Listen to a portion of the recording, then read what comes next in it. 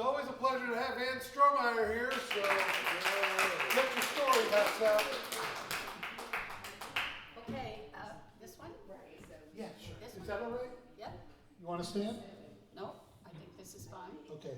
This is on here. Yep. I just want to say that this is a story, not a poem.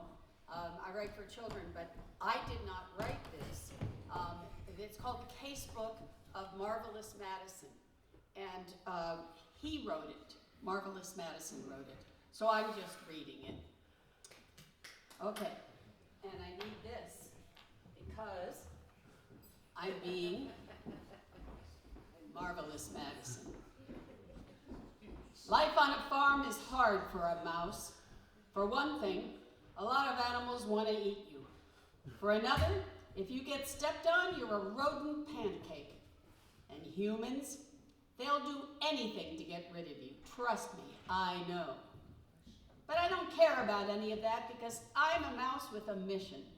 That means I have a purpose in life. I'm Marvy Madison, farm detective and chief problem solver. Marvy is short for marvelous, which is what I am. Great detectives get famous when somebody writes about them. I happen to be one of the all-time greats, so I'm writing up some of my best cases.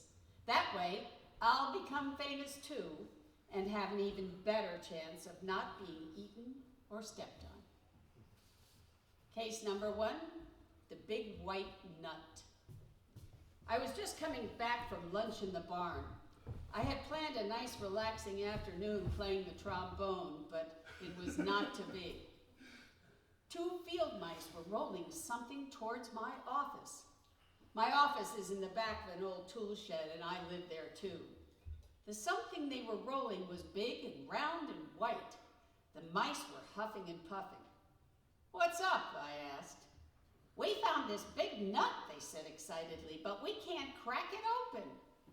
"I'm used to cracking cases, not nuts," I joked. I am one funny mouse.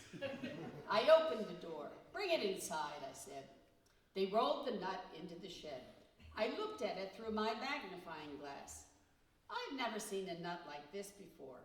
It had little stitches on it. We pushed a hammer off the work table onto the nut. It didn't crack open. We rolled it up on a wheelbarrow and shoved it off. It still didn't crack open. "Oh, this is one tough nut," I said. "Show me where you found it." The mice took me out to a field. This didn't surprise me, as they are field mice. On the way, I kept a sharp lookout for cats. Being eaten would not be good for business. "We found this nut in the tall grass," the mice said. I hate to admit it, but I was puzzled. The nearest tree was on the edge of the field. So how did this nut get way out in the middle? I went over to the tree and looked up. I couldn't see any other nuts. Maybe the leaves were hiding them. If I climbed up to look, a hawk might see me. But I will do anything to solve the case. "You stay here," I said to the field mice. "This could be dangerous." I scurried up the tree and looked around. What I saw in the distance made my blood run cold. Humans! 4 small ones. I watched in horror as one of them threw a big white nut at another who was holding a wooden stick. Crack! The nut went sailing through the air right towards me. Wham! It hit the tree trunk. The humans started yelling and running towards the tree. They must have seen me. "Run!" I shouted to the field mice as I scrambled down the tree. "Run for your lives!" We ran. "This case is over," I said back in the tool shed. "You guys stick to seeds and berries. Forget about big white nuts. Even humans with big sticks can't open them." The field mice went home. They left the nut with me. I put it in the case with my other trophies. I had to face the fact that even the greatest detectives can sometimes fail. No worries. Just give me time.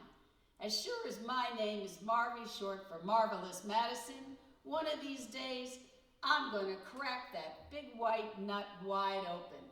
You never give up. when you're a mouse with a mission.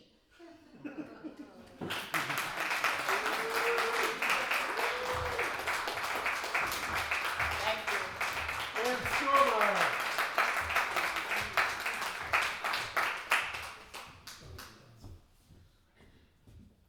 Great to have Ann back.